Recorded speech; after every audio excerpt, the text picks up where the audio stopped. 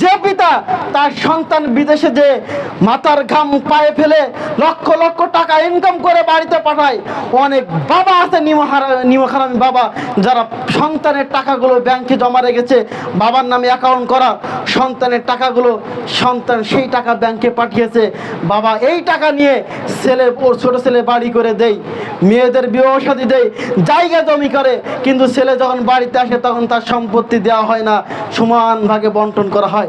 অথচ সমস্ত সম্পদ হলেছে সেই ছেলের।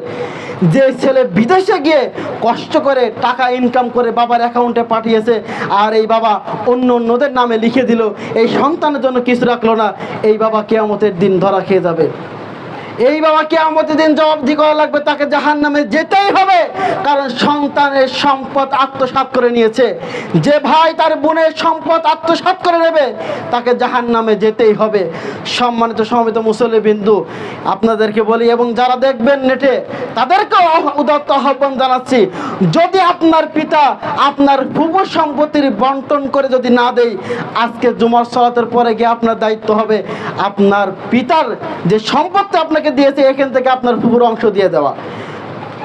যে ভাইরা বোনের অংশ দেন নাই তাদের উচিত হবে বোনদেরকে ডেকে এনে বোনের সম্পত্তি দিয়ে দেওয়া। যদি আপনি না দেন, যদি আপনার ফুফুদের সম্পত্তি আপনার বাবা বন্টন না করে দেয়, যদি আপনি আপনার বোনের সম্পত্তি বন্টন না করে দেন, কিয়ামতের মাঠে সমস্ত সম্পদ নিয়ে উপস্থিত হতে হবে, এবং যতক্ষণ পর্যন্ত সকলের বিচার না হবে আপনার বিচার হবে না।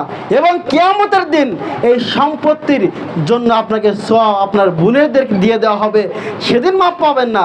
দুনিয়াতে বোনদের ঠকিয়ে, দুনিয়াতে ফুফুদের ঠকিয়ে আপনার সম্পত্তি ভক্ষণ করতে পারেন, কিন্তু কিয়ামতের দিন এর থেকে রেহাই পাবেন না।